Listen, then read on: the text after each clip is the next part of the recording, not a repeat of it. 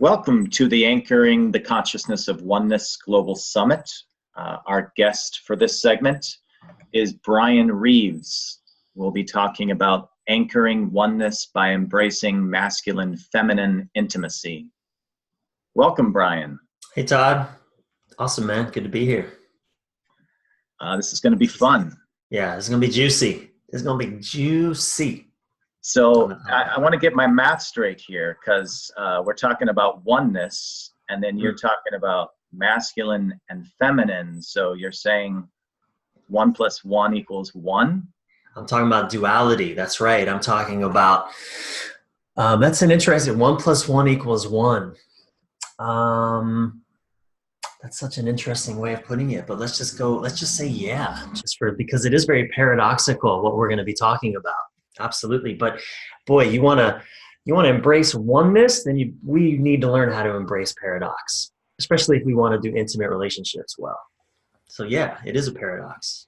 So what kind of paradox are we talking about here in relationships? I mean, I've been in relationships and they always seem to be difficult, but locate what the paradox is. Yeah. Well, okay. So great. So look, a little background. I'm 44 years, exquisitely aged.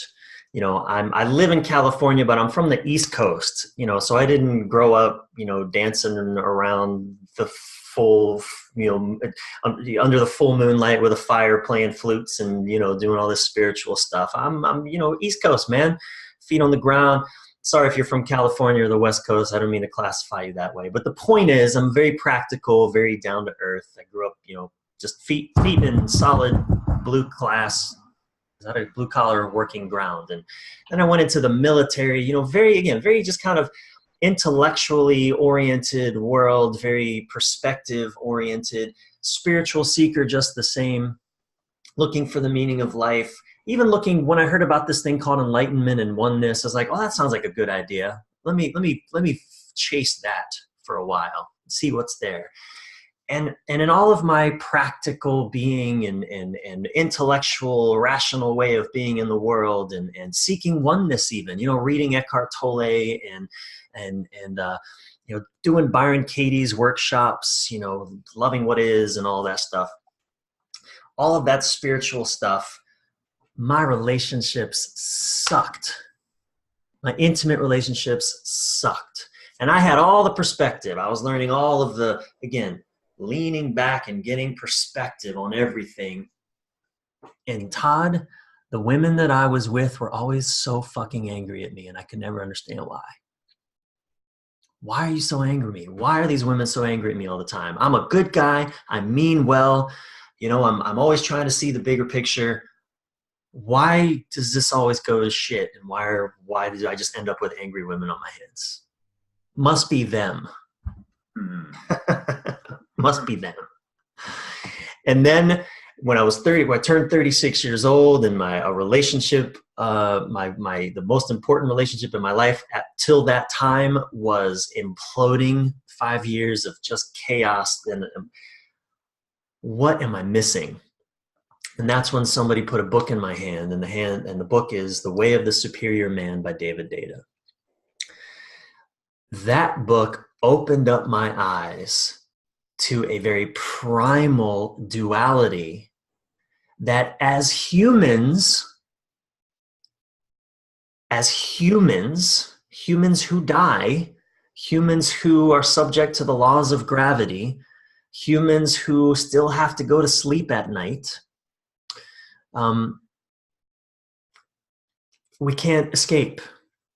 And that primal duality, just one label for it, the ancients in kind of ancient Taoist practice, they call it yin yang energy. Well, another word for that is masculine feminine energy, Shiva Shakti energy, all kinds of labels we could come up with it. I work with it as masculine and feminine. And that began to change everything for me. So that's why when you and Sarah invited me to participate in this Oneness Summit, I love oneness. I think it's a great idea. But if we're going to talk about oneness, then I believe we have to talk about duality. Mm-hmm. So I'm thinking about that yin yang symbol, and there's like this tension embedded in it, because not only is there the a circle with two opposing colors and shapes fitting together, but then there's color within the opposite color. Right. That's right. A little dollop of the opposite in each. Yes. Yeah. Yes. And what I'm guessing you're saying is, when you discovered the primal energy, you discovered, what that feels like to embody the masculine, that led you to the other force that's within you too. Well, here's another thing about that symbol that we don't see, because it just, the ancients didn't have the technology to show it that we could today. And that's that symbol is alive. It's moving. Those two shapes are playing with each other. Even the way the symbol is drawn, there's movement inside. It's not a harsh, defined disconnect between the two. There is movement. The masculine or the yang energy is moving into the yin, and it's a dance. But here's the key, is that those two together create oneness. They create the circle. What I realized, especially as a relationship coach working with a lot of couples, and of course reflecting on my own experiences, what I realized is that what we've done to that circle, we've basically, let's just say the black part of that circle is the masculine energy. I call it the black squiggly. We've basically taken that and just drawn the whole damn thing black. Mm-hmm. Like, there's really almost no room for the yin energy, that feminine energy. So we've scribbled over the whole circle, and we're saying, okay, that should be oneness. But actually what that does is it denies half our very humanity. And I can talk about that poetically, but it shows up viscerally in our intimate relationships, especially. That resistance, when we were talking before we started recording, talking about that resistance to, right, we get through the honeymoon phase when, everything's just great because the hormones are firing. We're overlooking so many potential challenges because we're living in a fantasy of what could be. Or I like actually how Marianne Williamson puts it. She says, that first stage of relationship is, it's life showing you what is possible when we learn how to unconditionally love. It's actually just foreshadowing what's possible. But then within a few months, maybe a few weeks, maybe less, our humanness shows up. Another word for that is our crazy. Now what? Right? Well, this is where now, and that the understanding of duality, there's a lot of layers to this, but for the sake of our conversation, we're framing it in terms of that masculine, feminine dance. And this is where relationship gets real. This is where we both have so much opportunity for healing those disowned parts of ourselves. For men, especially, you and I are both men. I don't know your experience as a man. Just in our brief conversations, I already have a little bit of a sense and feeling your energy as well. But I know, in my experience, again, growing up in the East Coast, going into the military, man, I was taught to just do not feel anything. You're shaking your head. You can relate to that. Yep. Oh, I was programmed that from birth. Yeah. To be strong was to be silent. Speak softly, carry a big stick, which kind of fits, I think, with a lot of the respect of the mythology of manhood, is that they have that solid presence, but they can be lions when they need to be. But there's no energetic component to that. Right. You know what I mean? Like, I do. The energy just gets quashed. I do. And so much spiritual, so-called spiritual practice, and even the way we tend to do meditation in the West just furthers that idea. Don't feel anything. Don't identify with the body. Meditation, sit still, quiet your body, quiet your thoughts, quiet everything, bring everything to stillness and just be the witness. But don't identify with any of it.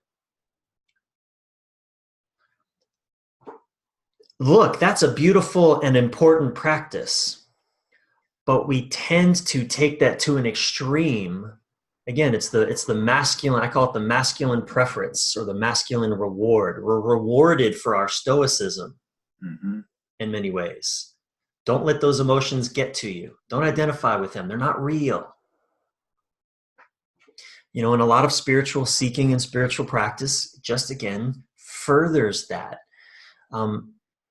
Even Eckhart Tolle. I love Eckhart Tolle's work. I've had a chance to produce events where he was speaking, and so I've been able to be in his proximity, and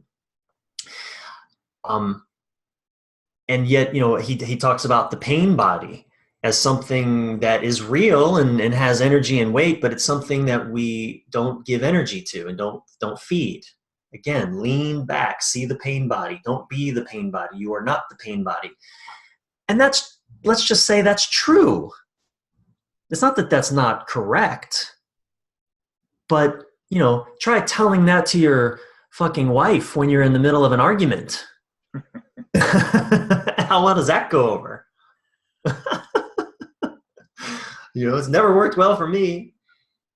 I'm in a relationship now. My fiance, we're engaged. We've been together for 3 years. Congratulations. Thank you very much. This is the as I said, I'm 44. We met, 3 years ago, and it's the most extraordinary relationship I've ever been in. And it's not because I have so much perspective that nothing bothers me anymore. No, it's because I've learned to embrace all of the experience, including the emotional content, if you will, including the upsets, mine and hers. And that, we talk about duality again, this, oneness. And again, I work with it so much at the level of intimate relationship, but we could apply it to our politics, to business. I mean, all the practical things in the world. So much suffering is perpetrated by the reliance on just leaning back and using your logic to see the world.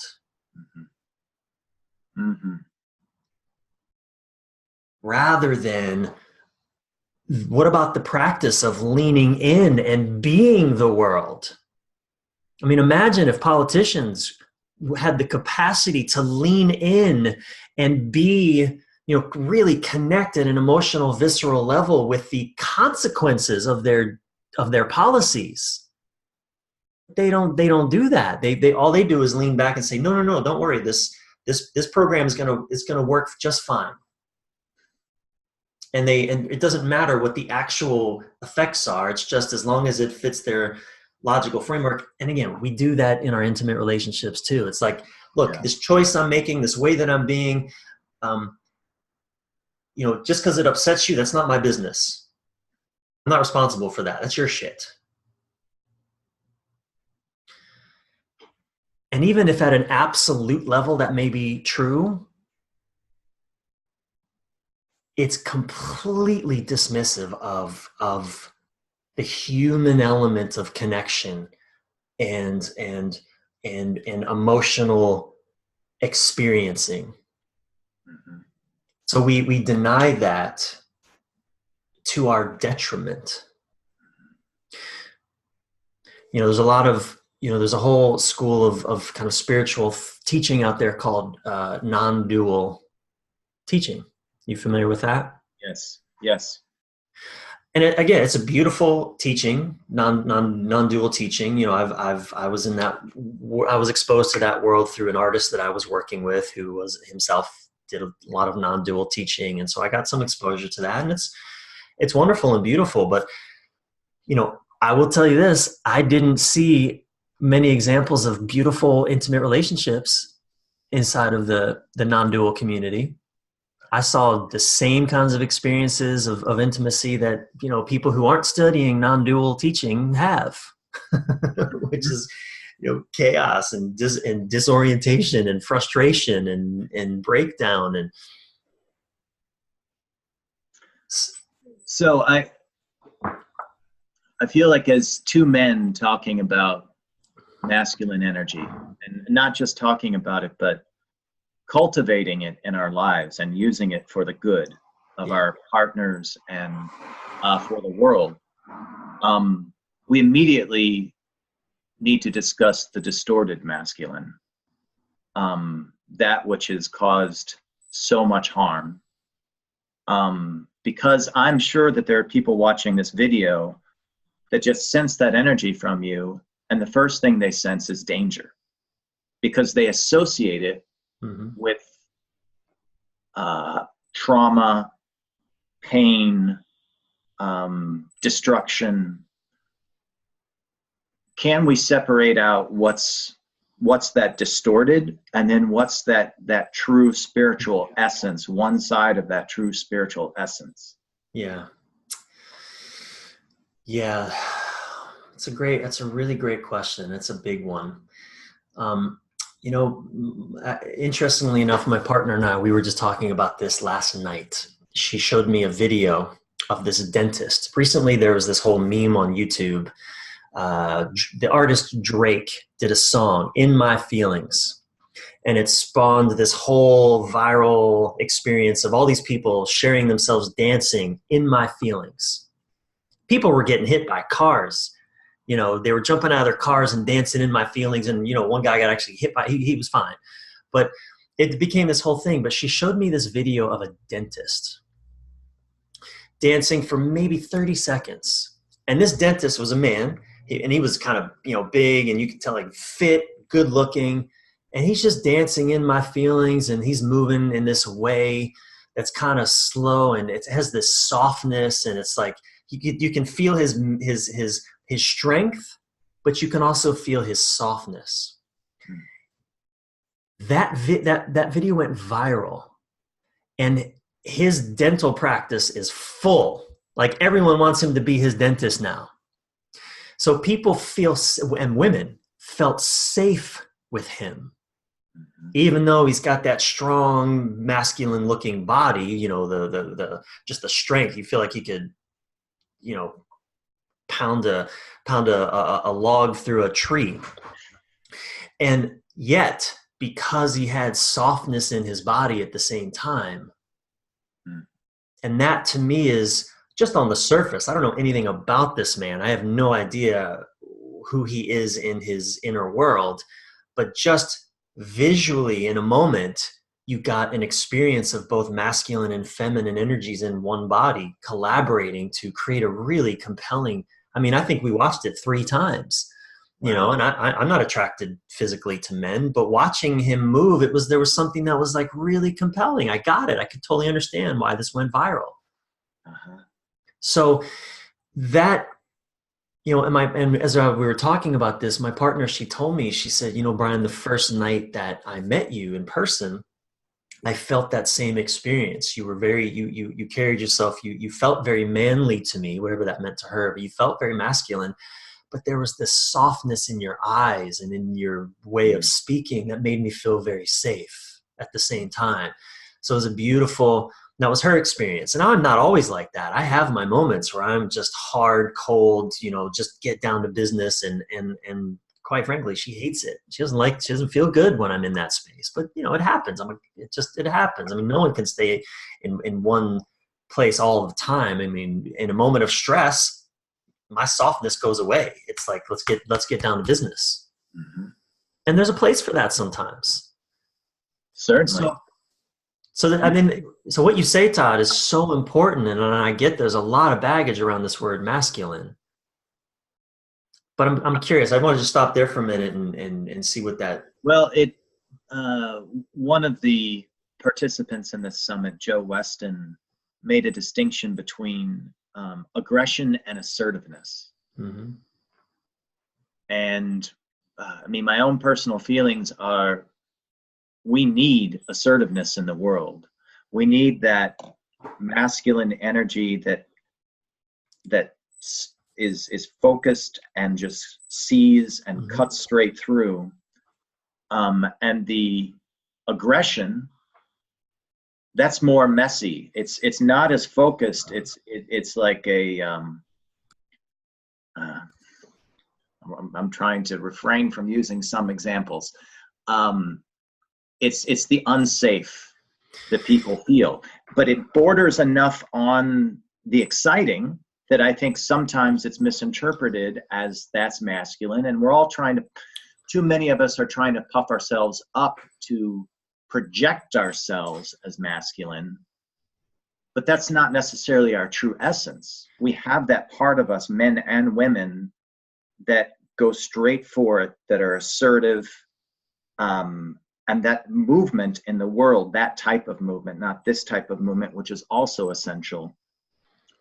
We need that. And my 14-year-old son needs to see that in the world. He needs to know that it's okay to have his heart wide open and to move strongly forward. Well, it's a really great distinction, and I'd like to take it even a little bit deeper, in that aggression is about about my small egoic way of seeing the way the world needs to be, and I will violate boundaries to make it so. Of course, we're not going to feel safe in the middle of that energy. Whereas assertion, being assertive is a kind of collaborative energy with the world. It doesn't violate boundaries. It may push limits, but not at the expense of another's well-being.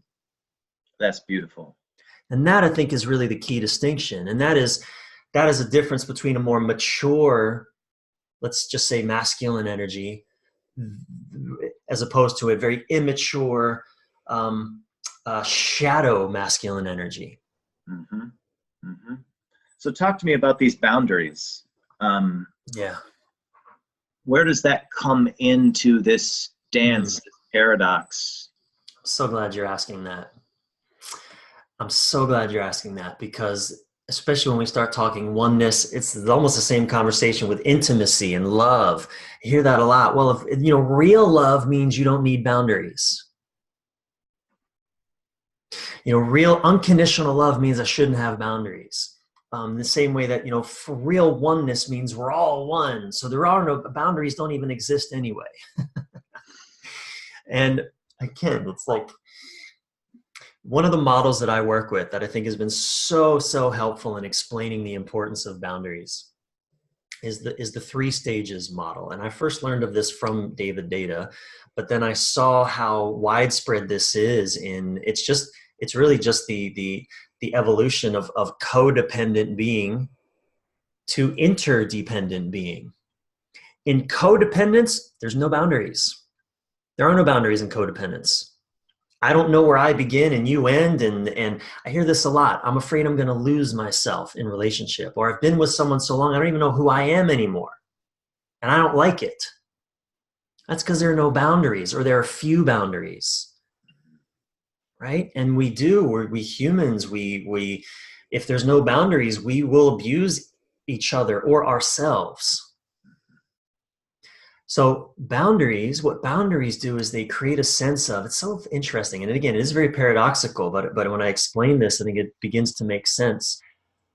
Boundaries are the work of stage 2 in intimacy, in our evolution. And stage 2 is about creating independence.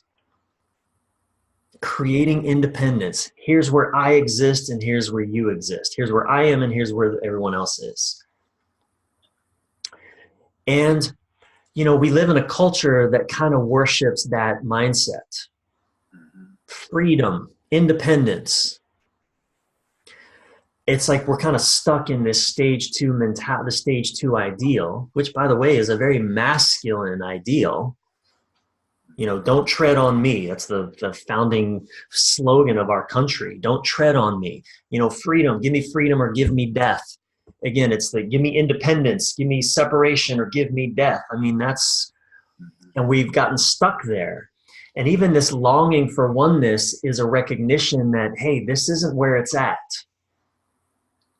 Even in intimate relationships where two people, evolving out of codependence is essential. It's essential to have a healthy, thriving, beautiful experience with another person. Otherwise, we're just going to manipulate, whether overtly try to control or passive aggressively manipulate, silently, be the silent killer in a relationship. So evolving out of that, creating, and that's the work of stage 2, creating boundaries. I have a whole program. In fact, me and my fiance, we did a whole program called the Boundaries Program. Relationships suck without boundaries. Because they do. They suck without boundaries. But what happens is, and I'm going to kind of fast forward just for the sake of time and this conversation again, everybody's yearning for that stage 3 experience, because actually that is where we start to experience oneness, interdependence, right? But you cannot have interdependence when you're stuck in codependence. So interdependence is built on the foundation of healthy boundaries. Because what happens, it's the difference, and I'll illustrate it like, just say it like this. In stage 1, that kind of codependent experience, I need you or I'm going to die. I need you to be a certain way or I'm going to be miserable. Well, that's no fun for anybody. Stage 2 kind of says, look, you know what? I don't need you to be any certain way. You be how you're going to be, and I'm going to be how I'm going to be. And, if that's tough for you, well, tough shits. You deal with it and I'll deal with it. And we'll do some negotiating, but look, each his own. Sounds like a business deal. It is a business deal. It's a friendship or a business deal at best.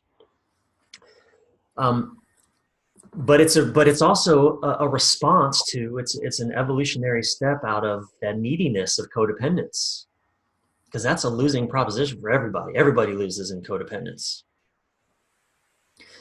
But what happens then is, now in this 3rd stage, when we feel strong in our boundaries and okay, I have a sense of who I am, even though that's always evolving.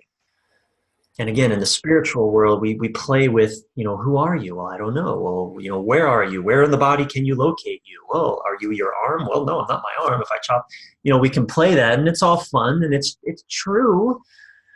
But again, so long as we're humans, you can't live there. Unless you go and just want to meditate for the rest of your life on a rocky outcrop off the coast of Ireland, which, to a more masculine brain sounds kind of enticing. I don't have to deal with life. I don't have to put up with emotions. I don't have to deal with all the work that it takes to be alive. Jeez, man, someone will just feed. I can just sit on a rock and do nothing, and someone will feed me and take care of me. And that doesn't sound so bad. To the masculine. To a more feminine, I've done that. I've done some hiking in Ireland, and there are places like, my fiance, I'm so glad she didn't come with me, because we would have sat on a rock for 5 minutes and she would have been like, okay, what can we go? I could stay there for hours and days and years just doing nothing. And she's immediately, because she's way more feminine connected than I am, identified with, she feels everything. The rain is on, she feels it. And so, this brings us into the 3rd stage, where we can learn to allow ourselves to need again. It's a total difference from actually needing, or I'm going to die, I'll punish you if you don't give me what I want, to really enjoying needing the different energies, the different gifts. There's a reason I chose my fiance. I didn't choose another kind of, excuse me. I didn't choose a man like me, or even a woman like me, who's more heady and rational and more emotionally disconnected and more. No, I chose a woman who's wildly emotional. I wanted that experience. And this is where especially, we tend to go off the rails, and women do this and I frame this heterosexually, but of course it happens in same-sex relationships, but like we're drawn to this person who brings such a different energy into our lives. And then when they actually bring that different energy, we go, hey, what the hell is that? Stop it. What is that? What are you doing? Be more like me. So, we talk about oneness and this the name of this, embracing masculine feminine intimacy. Well, that's why I wanted to have this conversation and frame it this way, because I grew up in a world, my people in my family, they would always say this thing, and even the people I've hung out with, we're spirits on a human journey. Okay, I mean, I accept that that's probably true, but we're still on a human journey. We are still human. And I've usually heard that spirits on a human journey thing as an excuse to check out, to disconnect from what's uncomfortable. I've even heard it used to justify a man not having a relationship with his daughter, for example. A father not having a relationship with his daughter because, well, she's just going through her thing, and it was like an excuse to not show up and be a father. Because, well, we're spirits on a human journey, so I'll see her in the next life. Bullshit. Even if that's true in an absolute sense, how disempowering. And plus, I know that man very closely and personally, and I know it hurts him to not have a relationship with his daughter. So I'd love to share kind of how I took all of that in with the 3 stages. Yeah. That first stage, the oneness is emerging. It's merging. It's a merged oneness. Oneness as cannot tell the two apart. And then the oneness in the second stage is a double oneness. Oneness here, separateness, distance. Well, let's go back to the first stage. I would actually suggest that it's not the two merging, it's the two completely rejecting each other. That the codependence is a rejection. It's actually a rejection. Yeah, that's been my experience. I need you to be this way. If you're not this way, I'm not playing. Yeah, exactly.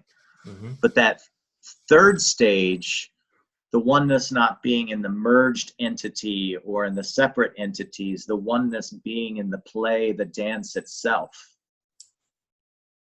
And that's just very dynamic to me. I mean, that illuminates that yin yang symbol as in moving. Yeah, exactly. But I mean, how many people do you know in relationships that reflect that dance of energy? Because I do this work, more and more, like the couples that I work with, especially, and that me and my fiance, we have some online programs like the Boundaries program. I have a Facebook group of like close to over 400 people now that are doing this kind of work. And I see more and more people paying attention to it. Mm-hmm. But on balance, as I look into the world, even into the people close to me, my parents, I have 2 sets of parents, but just people who come to me when we start working together, what I see predominantly first stage, second stage, slamming back and forth between those 2 stages, because I mostly see a rejection of that complementary of whatever you're most identified with, whether more masculine being or more feminine being. I see a rejection of the opposite. Mm-hmm. And in that rejection, I see breakdown, I see stagnancy, chaos, resentment. That's the overwhelming state of things that I see. That's really sad. I'm glad you're doing the work you're doing. Thank you. So it seems to fit in with a belief that I've had that that relationship itself is a spiritual path. That some of the hardest challenges I will face in terms of recognizing who I am, what my power is, how I relate to the world, are all going to come to the surface through relationship. It's like the world's biggest laboratory for consciousness is relationship itself. I love doing relationship work because I see it as a spiritual practice, a spiritual path. And as I think I said this before we started talking, or recording, but it's the one thing, starting a business, being an entrepreneur, that's a spiritual path as well, because boy, all your shit's going to come up there too. But intimate relationship, look, not everyone in the world is going to start a business or even work, but 99.9% of human beings are called in one way or another to intimacy with another human being. That is the one domain that we all share in common. That, and yes, all our childhood wounds, all of our separation anxieties, all of our, even again, from the picture of oneness, the original sin, I believe in the context of oneness, the original sin is that we learned we are separate from life. We're not connected to life. Rumi, one of my favorite all-time wisdom quotes, Rumi said, "We are so connected that the word connected doesn't even make sense." But it's through intimate relationship that our sense of disconnect, because here we are with the one person in the world we're supposed to feel most connected to, and we don't. What the hell is happening? Well, that is the beginning, that question in the midst of what should be, by popular definition, the most satisfying, the most connected experience, the most, blissful, mind-blowing, ecstatic union you'll ever know in your life. And it ain't happening that way. Shit. That is the beginning of the most profound spiritual journey I think most of us humans will ever embark on. So I want to just make sure that we're getting this right, because I think we're on the same page. But we are proposing that the difficulty that shows up in every relationship, I believe every relationship at certain stage, is an invitation to a spiritual path, not the necessarily the unraveling of the relationship or showing its doom or evidence that you're not meant to be together. Yeah. Actually, I had a therapist that me and my partner worked with, and even close to the beginning of our relationship, she said something, because our stuff was coming up. It was coming up, and it was like, and we're from different cultures. She's more Middle Eastern. I'm, incredibly liberal, progressive minded, anything goes North American. And boy, talk about a culture clash. But the stuff was coming up, and actually, our therapist said something to us that really reframed not just our relationship, but even how I work with couples. When she said, this stuff is coming up not because you're wrong for each other, but because actually you are experiencing such a deep level of safety with each other that finally this stuff can come up to be healed. All of these fears, these insecurities. I mean, even my own insecurities around feeling trapped, for example. I was in the military. I felt very trapped in the military. So, almost any man, or even any woman for that matter, who is more kind of masculine identified, freedom, relationship is going to feel entrapping in a way. And to our first or second stage mindset, it will be very confining and limiting. And we can run from it, but we're just going to run into it again in the next relationship. So yes, I'm not suggesting that every two people should stay together, by no means at all. In fact, one of the things I'll often do when I begin working with a couple is really get a sense of, are you two really in this? Are you really in it? Are you both really committed to doing the work? And it's okay if you're not, but it's good to be honest about that now. That's all. Because sometimes, I do believe that sometimes two people have completed their journey together, and it would serve to end that dance.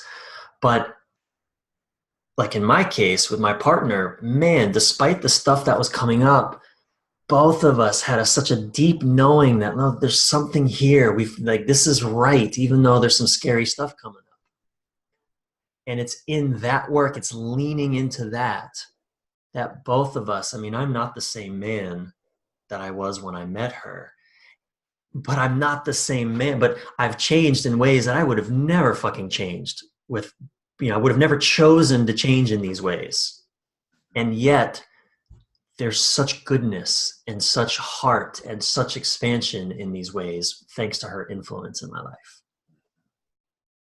So talk about, and I'm completely in agreement that challenge, that productive friction, that dealing with those differences can lead to us being better, more whole, full human beings, more fully ourselves. But what is the intimacy like with her? When you're beyond the honeymoon period and you're working on that, with that friction, you're working with it.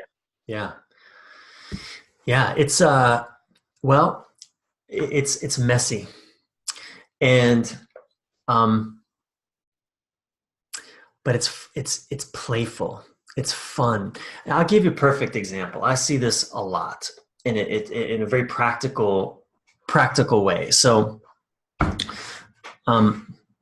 one of the distinctions that I work with in when I'm working with that map, masculine feminine intimacy map, is masculine is sort of our problem solving mode. We want to fix it mind.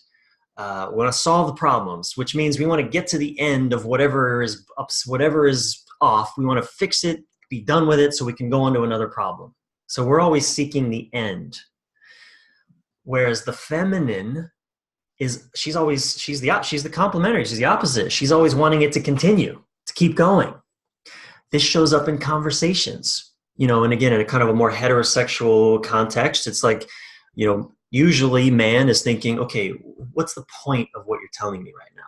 Like, can we get to the point? What are you saying? What do you wanting? Like, what are we doing here? And and this can happen the opposite. This is not a man-woman thing, but I'm just framing it for the sake of our exploration, framing it this way. Well, it happens every night me and my partner go to bed. I'm ready to turn the light out and go to sleep. I'm done. The day's complete. I'm good. I'm at the end. Time to rest and get some rest and get at it again tomorrow. She wants it to keep going. She's not ready for the day to end. She's not ready for connection with me to end. And it's funny, she doesn't want to turn out the light. And it's fun. And I see this, I remember working with a man just earlier this year. And this was a huge source of contention with him and his wife, because he'd worked all day. He's tired. He wants to go to bed. She hasn't felt like she's gotten her connection enough for the day. She's not ready to go to bed. She wants to talk. She wants to stay up. And in that tension of them not knowing how to be with this, they're at each other's throats. It's potentially relationship killing. He wants it to end. She wants it to keep going. Right? And what me and my partner are able to do is, number one, just laugh at that tension. No, it's not personal. Yeah. Because it's funny. My experience is it's like, babe, what are you talking about? We're going to be connected for the next 8 hours. We're going to be physically stuck together for 8 hours. how do you get more connected than that? but that's not her experience. Her experience is, no, your consciousness is going away. We're disappearing from each other. It's over. But again, my masculine logic, man, I've seen this in so many scenarios. I worked with a couple who they would go surfing at Malibu, just a couple of miles down the road every day. And at sunset, the wife, she would get really sad. The sun's going down. The day's over. Her husband, this was infuriating to him. What do you mean it's over? Why are you getting sad? Why are you having emotions at all? The sun's going to come up again tomorrow. What's wrong with you? Again, stage 1 rejection of feminine expression. And this again, when I say it was infuriating for him, I don't mean that. I'm not embellishing. He was furious that she would get sad every day. That's that rejection of feminine being. Don't feel anything. Feelings are pointless. They just get in the way of a good time. So, that's what it looks like when we're in that stage 1 rejection of that opposite experience. But when we're embracing of it, that sadness still comes up. Even the resistance to it may still come up. Like my desire, like, let's just turn the light out. And her resistance, no, but it's over. And that tension, we learn to laugh and play, and it becomes more of the danger is in trying to resolve the tension. Yes. The juiciness, the dynamic life is in learning to play with the tension. That's beautiful. And sometimes negotiation is necessary in any relationship, but negotiation does not add energy to the relationship. What you described is more of a dance. Yeah. Whereas a lot of people would say, okay, your point of view, my point of view, where do we find the compromise? Once again, more like a business relationship. And you're right. You could say, okay, look, we'll keep the light on for 20 minutes, but then as soon as 20 minutes is over, we're turning it off. And then what happens though is during that 20 minutes, if your partner still doesn't feel connected to you, okay, you get the light off, but that shit, you're still miserable with each other because that 20 minutes was wasted. Maybe you talked, but no connection happened. So you kind of both are getting what you want, but actually neither one of you is really getting what you want. Right. Because you're thinking, you might be thinking, well, if I give her 20 minutes, she'll be happy. But then you give her a half-assed 20 minutes, and she's not only is she not happy, she's more unhappy. And you're upset because I gave you the damn 20 minutes. Why isn't this working? Rather than recognizing that what's happening here, it is the masculine feminine tension. So you could still give those 20 minutes, but boy, during those 20 minutes, you better know how to show up fully and play with that energy. So that when she turns out the light, oh man, she feels good. Like we're turning out the light and connected to each other rather than just, we checked off the box. Mm-hmm. Let's talk about this spiritual path, this work, this dance, and how important it is for the world right now. Yeah. Because what we're experiencing in the country that you and I live in is a lot of prejudice, quite a bit of hate. Yeah. And it really all comes down, this is oversimplifying, but a lot of it comes down to difference. Mm-hmm. I'm different than you. You're different than me. And or at least focusing on the difference. Right. Yeah. In my work with organizations, I often said that difference contributes to energy. Yeah. You want a more energized workplace, you need to make room for more difference. Yeah. If we want a better country, we need to learn to deal with difference. And why not start with the person you're in bed with? Yeah. Totally, man. Yeah. I mean, I'm a relationship coach because that's, my writing, my blogs have kind of laid that groundwork for me, and relationship coach because it's an easy way that people know that they can work with me, how they can pay me so that I can have a business and do this work. It's like it's a good hook that I can create a business around and do the work that I love. But the truth is,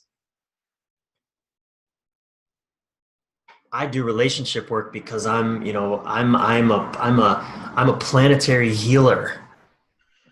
It's like you just said, I don't know anything about fixing politics and what the hell's going on there, but I know that as politicians learn how to do intimacy really well and embrace that dance of duality, I know without a doubt that will have a ripple effect into politics.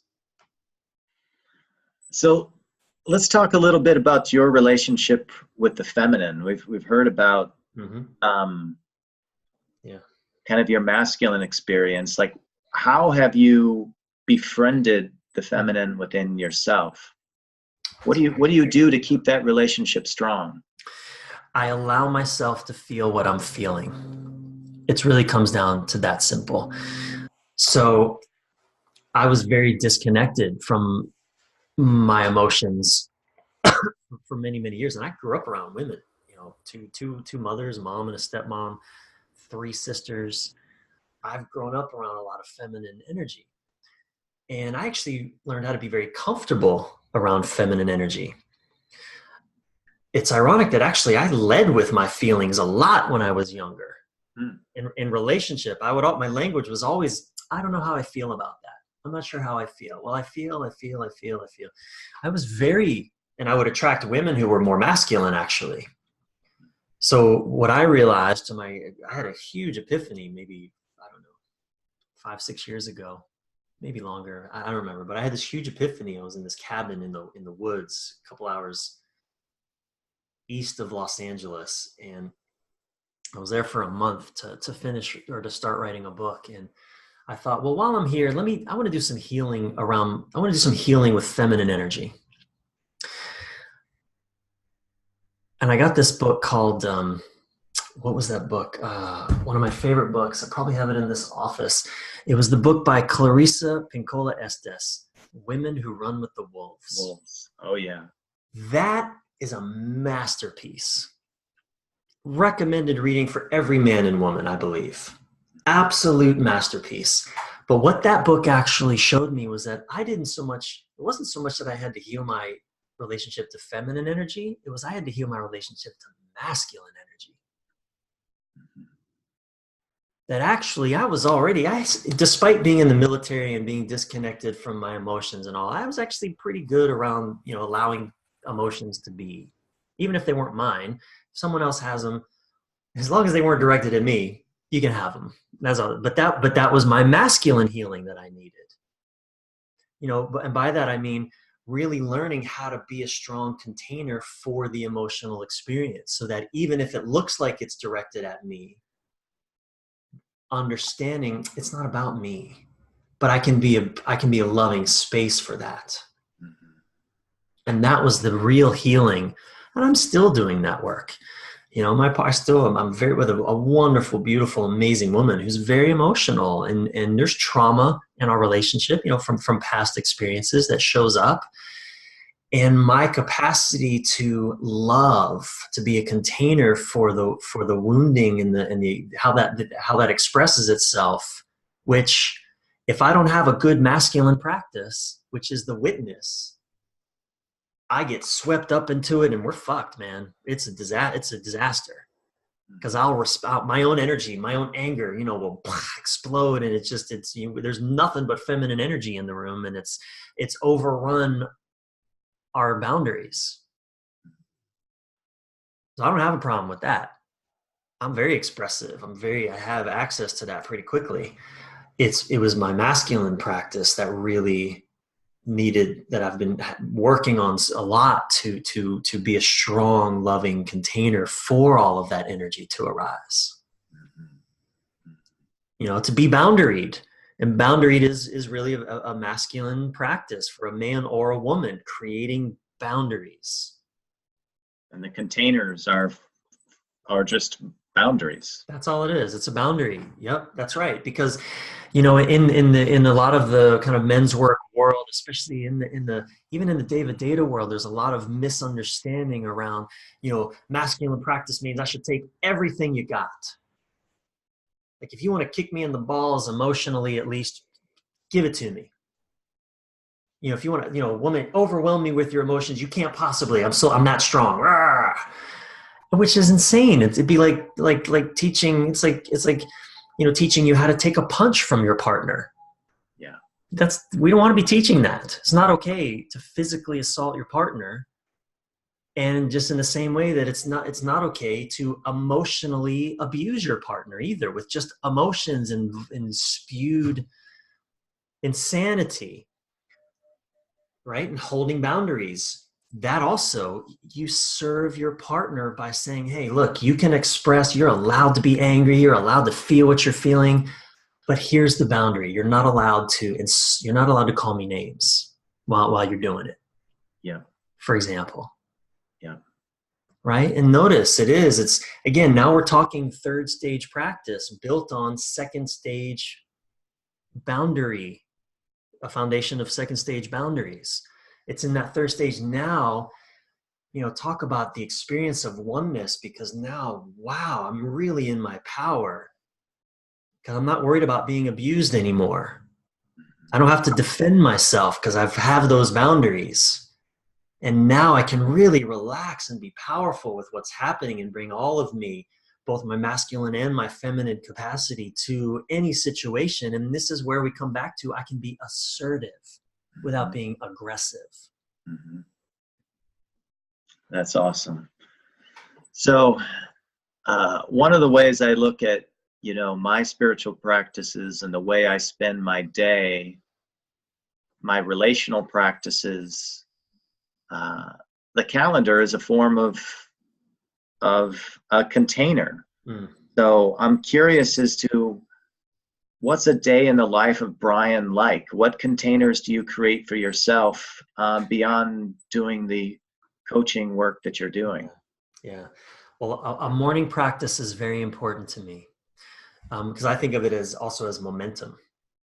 And I like to create a good momentum for the day.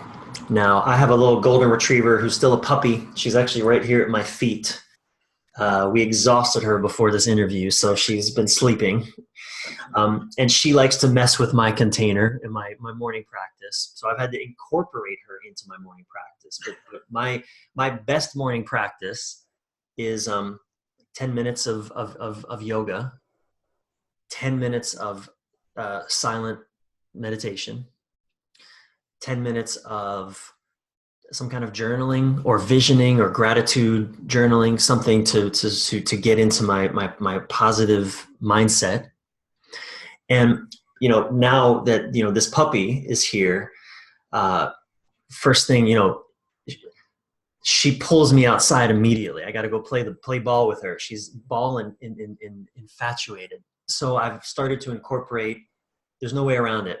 So I now listen to an Abraham Hicks video while I'm throwing ball with her. I love Abraham Hicks.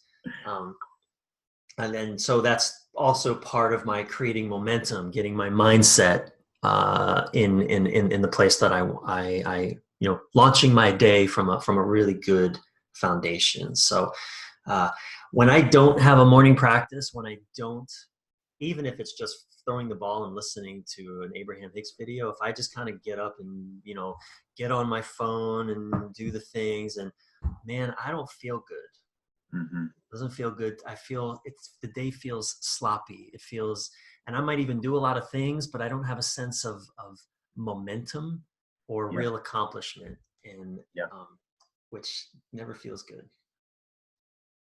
Well, thank you, Bryan. This has been illuminating, fun, inspiring. Thank you for the work you're doing and contributing to oneness on this planet in the way that we spoke of. Thank you, Todd. This has been a really refreshing approach to this work. So I've really enjoyed this. It's allowed me to really talk about the bigger picture. Yes. So you asked amazing questions, and I appreciate your input as well and your sharing. And yeah, man, this has been great. I've enjoyed it.